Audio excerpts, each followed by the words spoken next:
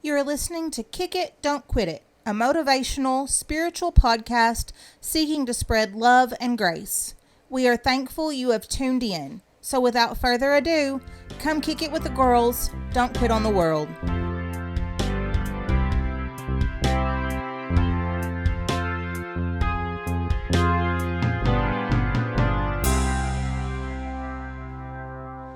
Hey guys, it's Erin here with Kick It, Don't Quit It. We are at the S&N production studios. So excited because we are now out of Meagan's kitchen, out of my dining room and Meagan's kitchen. There's no more laundry sounds or fire alarm sounds. I'm going to change those one day, I promise. No, she's not. So we've got our own little studio set up here. So excited. They've got two other podcasts. One is Three Semi-Grown Men, which my boys, one of them is not like, well, he's my family. He calls me mom. Just like everybody else does, but with Austin and Shelton and Nick, so excited for their podcast. They are finishing up their second season, and they were a little salty with me because they shout out Kick It, Don't Quit It almost every episode of the second season, and we haven't said anything about them. So here you go, boys. Three Semi-Grown Men. If you like Kick It, Don't Quit It, please go listen to their podcast. They're funny. They will have you laughing. They will have you crying. They'll have you searching your soul to see if it lines up. So excited for them. And then our pastor and Meagan's husband, Wow. not the same person, our pastor. Oh, sorry. Derek I'm talking about Caldwell. my husband. Wow. And Meagan's husband, Ivy Heron Jr., have a podcast that just released their first episode a week or so ago, called the Big Circle. Mm-hmm. And we're excited for them and everything that's coming from them and what that podcast is going to be like. So, Yes. So excited for all the things that are coming out of our church, Yes. from some of the people from our church. And so on this episode, it's just me and Meagan with you this time. Sister Holly wasn't able to make it. And so it's just me and Meagan. And we really just kind of wanted to talk about how we got to be Sister Meagan and Sister Erin. We're kind of like a duo at this point. We are. It's almost like you see one, you're like, Yes. where's the other one? Yes. But it wasn't always that way. 5 years, guys. It's been just 5 years since our partnership really began. And when that partnership happened, we did not know each other. No. We'd been going to church together. But when they said my name, I didn't know if Meagan even knew who I was. So, Erin, bleep, was, I knew that person as the quiet girl at church. That's all I knew about you. I just knew you were quiet. You smiled and you were quiet, and I didn't know you. I didn't have any idea who you were. She so didn't know. I'm not quiet. I know. Isn't it funny the perception people just get of us? Yeah, that's wild. But anywho, that's what I knew about you, was that you were quiet and you smiled. That's all I knew. Taking it back to our partnership, I was looking on my Facebook memories the other day, and it said 5 years from today. It was literally just a couple days ago, so in December. Yep. And it said, first meeting tonight, be at Sisterhood. Yeah. So if you've listened to the podcast, you have heard, but me and Sister Meagan founded a group at our church called Sisterhood, which was a group that met once a month, or, well, I said that. They still meet. We still meet once a month. And it's for girls from 12 to 21 to 25, something like that. We don't kick them out just because they've graduated, because women need each other from the time that they're babies to they're gray haired. And so we made sisterhood first off to give girls the opportunity to get to know one another, because if you're a woman or a girl or a lady, any of those things, a female, you know how hard sometimes it is to get to know another female, because we get a little catty. No. This is new information. We don't always like to get to know another female for some reason, because we're afraid they're going to be better than us, and they're not going to like us, or that they're going to make us have to be a better version of us. And so we tend to have a few lady friends. We have a few lady friends that we spend time with, but we don't a lot of times go outside our little circle because we don't want to stretch ourselves. Yeah. I know in high school I preferred to have friends that were male. Yeah. Just because they were easier to get along with. They didn't have all the drama that come with other females.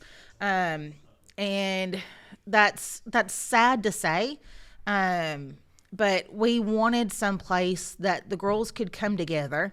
They could share their thoughts. They could share their feelings. They could share their joys. They could share their sorrows, and have a group of females that would have their back. Yeah. That they would know that from now until they are gray-haired, that they could have a sisterhood, have a bond. Our first picture was a group of girls who were standing with their back. You could see their backs, and all of their hair was braided together, because to us that was sisterhood. That they were, even though they were four separate people, they were still connected some way. And so that was the first part of sisterhood. The second part of sisterhood was to be able to teach young girls their worth and where their worth came from. And we are still, to this day, 5 years later, half of our classes talk about worth, because it doesn't matter if you're a male or a female. Worth is a hard thing. If you have somebody who they're walking around and you think, well, they think that their crap don't stink, they're faking it. Plain and simple. Because everybody wonders if they're enough. Well, and honestly, that's been a thing for me for most of my life, as you know. But for those hopping on here who don't know me, Meagan, that has been a battle for me. And I think the reason why I have battled that, and again, I'm not playing victim by any means, because I have treated people poorly. I think we've all been on both sides of the spectrum, if we're being completely honest with ourselves. We've treated people badly, and we've also been treated badly ourselves. Amen. But in those moments where I was the victim, and I truly was, and I was treated poorly, I think that I linked that up to my value for some reason, and I couldn't tell you why. As a young woman, that's difficult, and to kind of, we're not doing testimonials tonight by any means, but growing up for me, I was the young lady who didn't have the father, and I lost my father due to drug addiction, and he actually passed away this past year, but he had been out of my life since I was 14 years old. And so a lot of that really created some really difficult things in my heart. It left some hurt in there. And so I really have battled the majority of my life on worth and value, and just really understanding I'm not what I've done. I'm not what's been said to me. I am who God says I am. Right? Yeah. And I don't think that ever changes. Yeah. I think we all, in some form, that Satan will, in our mind, just, even if it doesn't even come from the devil, just our mind, our human flesh, automatically questions, am I enough? Okay, so God, you told me to start a podcast, but can I really do that? Is that something that's really possible? Anything. I want to start a family, but will I be a good dad? Will I be a good Yeah. mom? I really want to be in a relationship, but do they truly like me, or are they just doing this because out of pity? When I got married this past year to my husband Ivy, I remember thinking, like, whenever I knew in my heart this was the man I was going to marry, like we weren't just dating, but like this is it. Like I just knew that I knew that I knew. You know what I mean? Right. When I knew, and then whenever he asked me, we were in Memphis playing paintball. And so we're playing paintball. And then he was like, babe, dude, babe. He was like, bro. And I was like, what's up, man? And he was like, I want to do a one-on-one with you. Okay. And I was like, okay. So I smoke him, right? I mean, I shoot that dude right in the neck. I mean, I completely annihilated my husband. God bless his soul. He's still alive. But anyway, paintball. I'm not for real guns, by the way. I'm talking about paintball.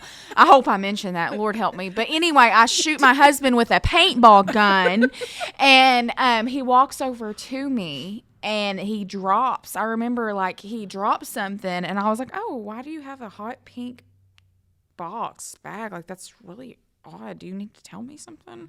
And I've never seen a man with that. I was trying to, like, what's in there? So I look down, and he's on one knee, and he picks it up. And then he pulls this ring out, and I was like, that's a ring. Oh, my God, I know what he's doing. And I was like, I said, shut up, you're stupid. Yes. And so he puts it on my finger. I was like, are y'all recording me? So he had these strangers we had never met. And I was like, oh, my Lord. Anyway, fast forward. So we're out in the truck. Oh, my Lord, we're so in love. Mwah, mwah, mwah. So I get home. He drops me off at home from our trip from Memphis. We went to church that day. Then we went to the paintball right after that because he had to take me there. So I get home, Erin, and all I could do was, he left. The girls were gone, my children. And so I was just sitting on my bed at home alone. And I just remember I was like, God, I don't deserve this.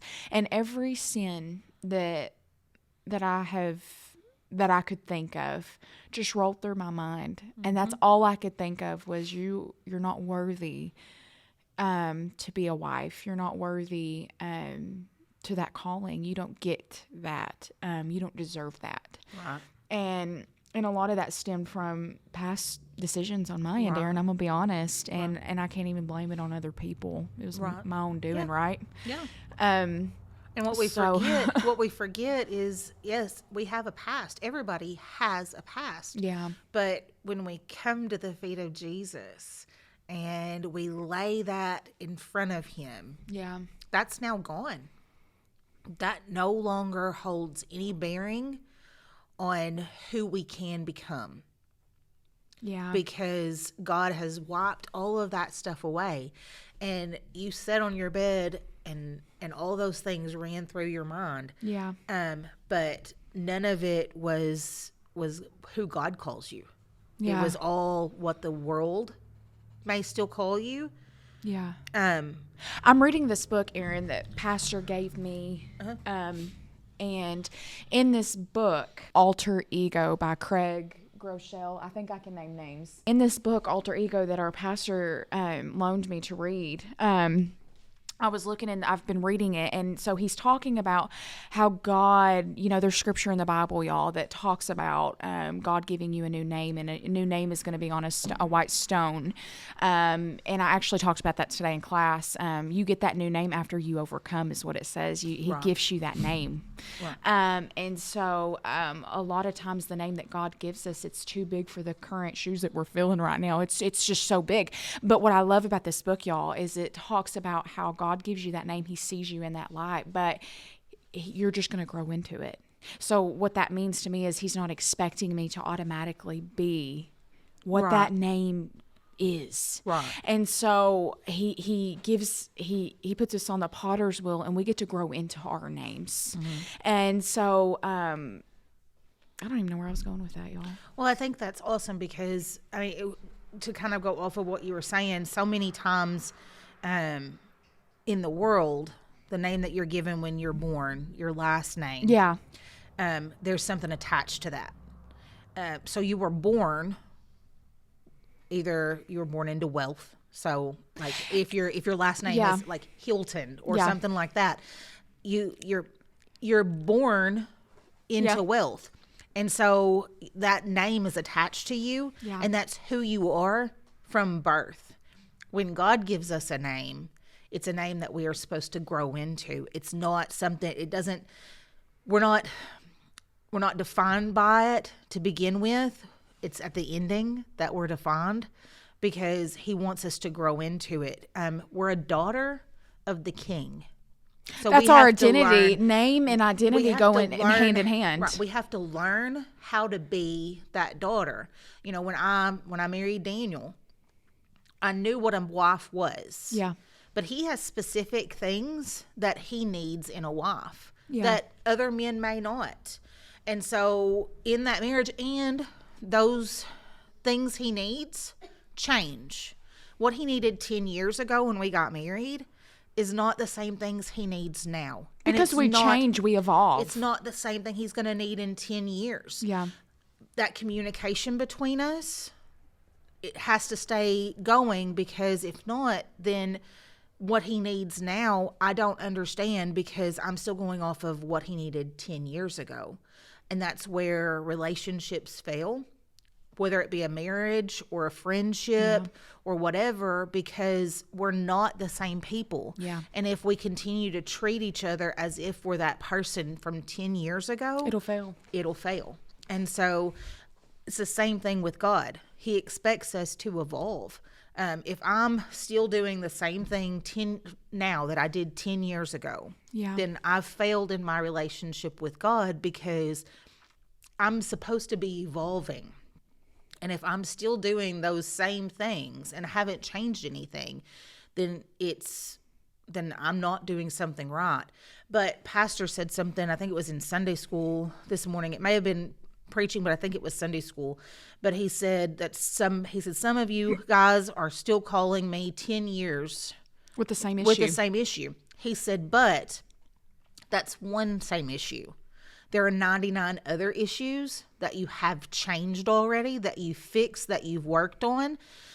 He said, and if I continue to see you for just that one thing that you haven't changed, he says that I'm doing you a disservice. I need to focus on the things you have already done, so that I can see the changes that are being made in you. So, I mean, that we kind of completely left partnership. But that's the way it is in a partnership. Well, and that as is well. that I was about to connect those dots for you. I mean, that's how it is as a partner. Whenever you and me locked hand in hand as partners in ministry together, and y'all, if you're not doing a ministry together, this could go just to a friendship, a business deal, you know, any type of partnership. I mean, whatever the case is, X, Y, or Z.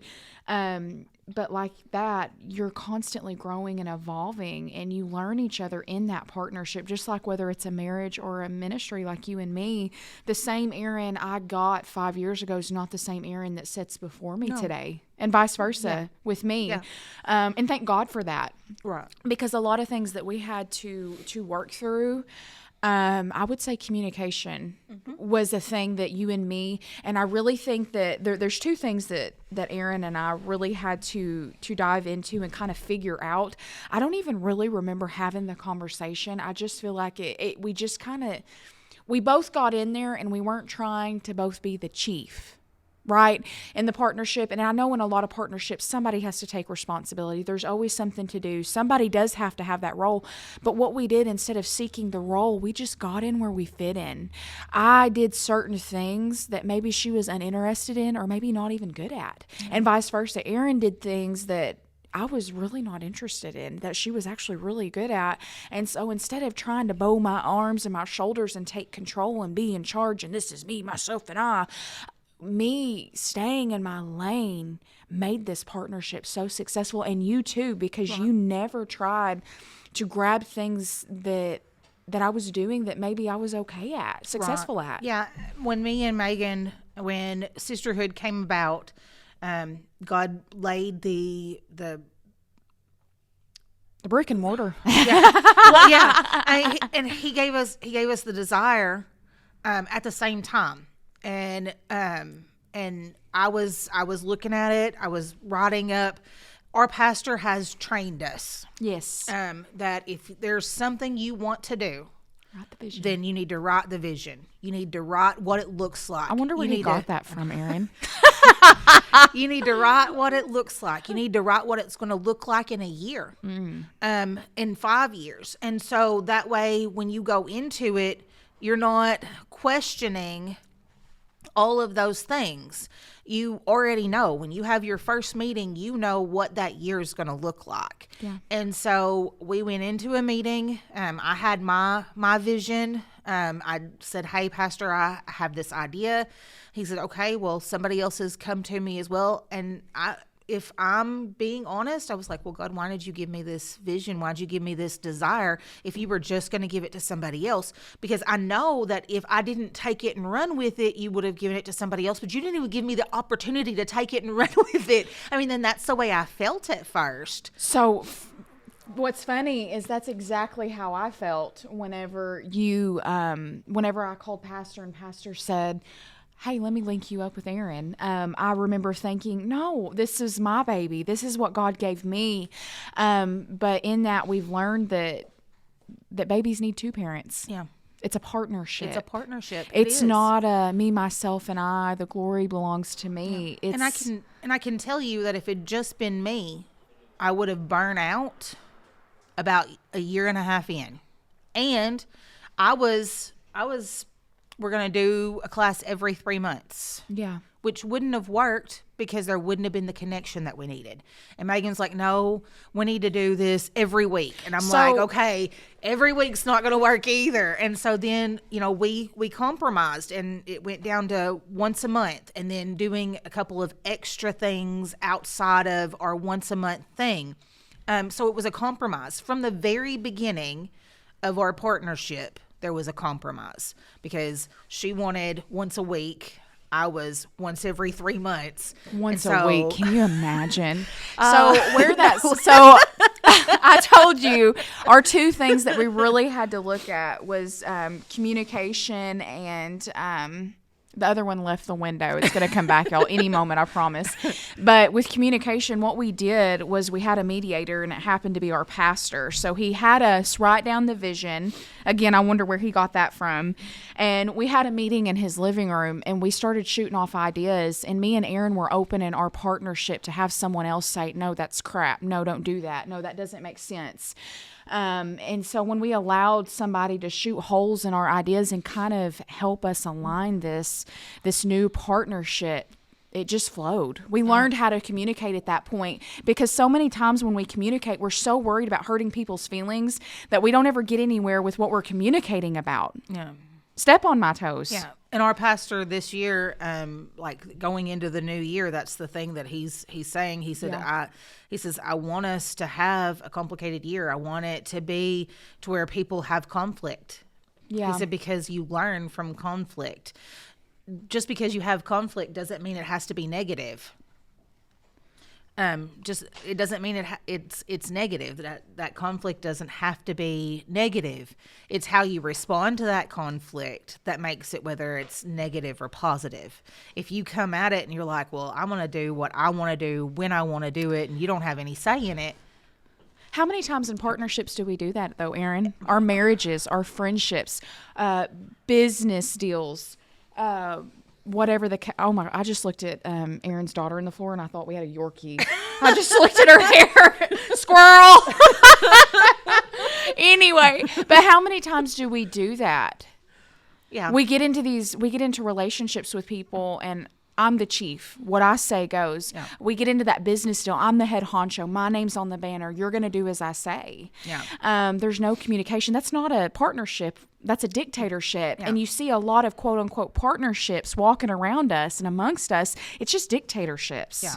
And that's why they never accomplish what they're called to accomplish. Right.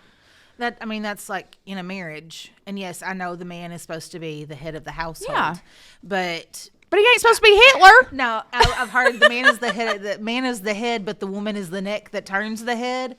They have to work together. They have to work in tandem, and it can't be all okay. Well, this is how I want to do it, and we're going to do it this way. There has to be communication.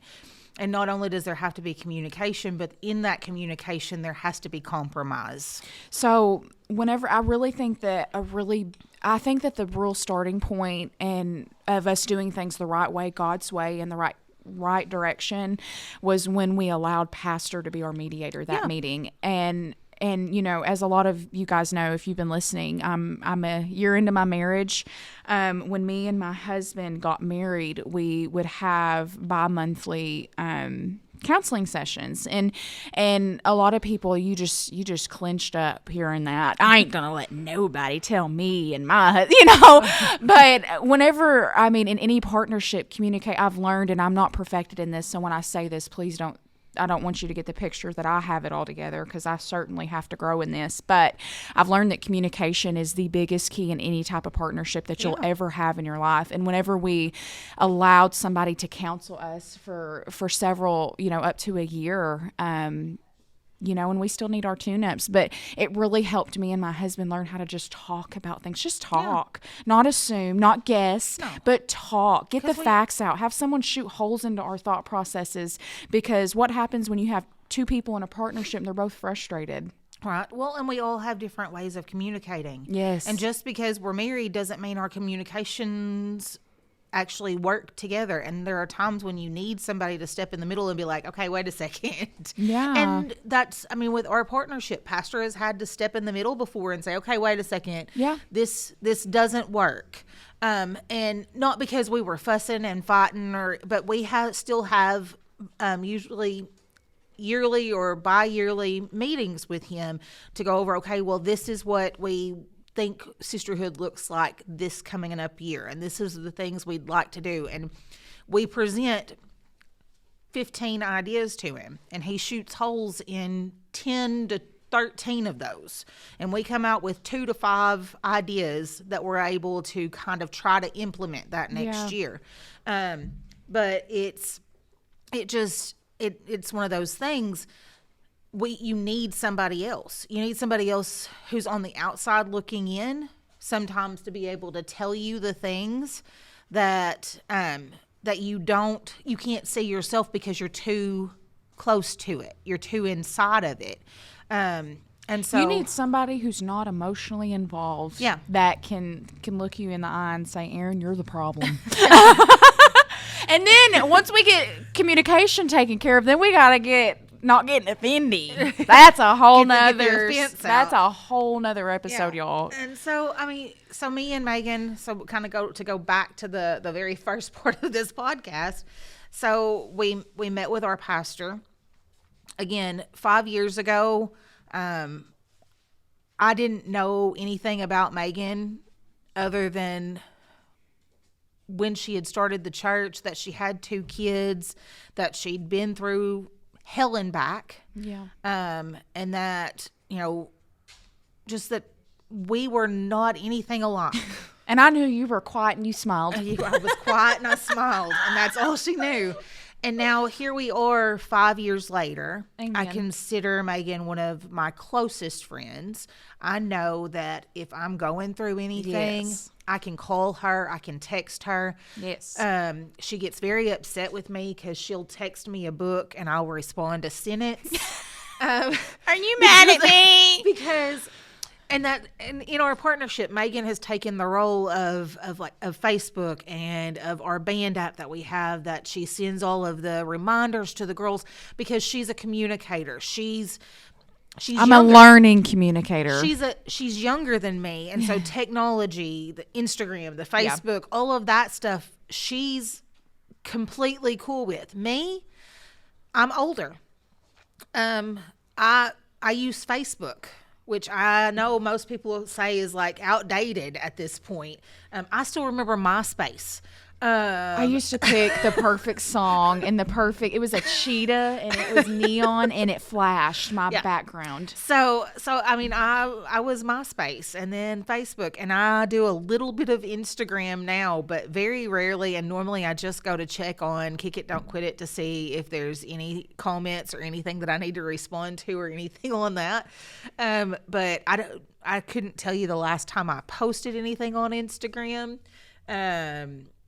and most of the time if I post on Facebook, it's something about my kids, or I'm sharing the podcast, or something like We're that. officially old moms. So old. And so Meagan took that side of it. That was her responsibility. I took the side of it of making sure I was at the church early for meetings, Yes. making sure everything was set up and everything was ready to go, making sure that at the end of it, everything was turned off, everything was put back. I mean, we had our own roles. But to this day, if you ask somebody who is sisterhood, they won't say one of us without the other. No. Because we're not, sisterhood couldn't be sisterhood without both of us. That partnership has thrived, and it's gone outside of the ministry and into, Meagan is my sister. Meagan is my friend.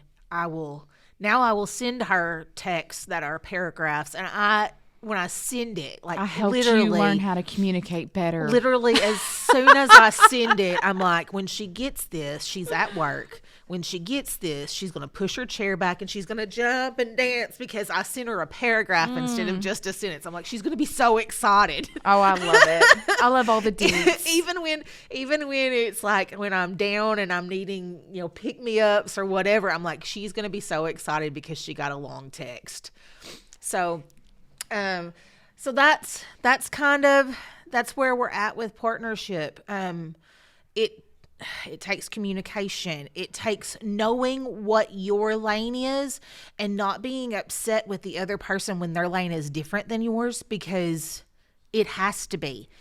We've learned this from watching our pastors. Yeah. Pastor Derek's lane is completely different than Brother Sammy's lane.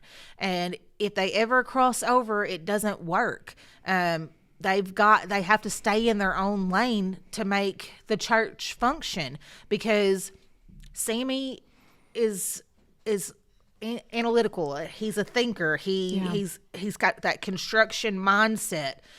Pastor is a people person, and he feels, and not that Sammy doesn't feel, and not that Sammy is, and not that Brother Derek can't be analytical, but for the most part, they have a lane. Yeah. And that doesn't mean with me and Meagan that I can't get on band and post something. Yeah.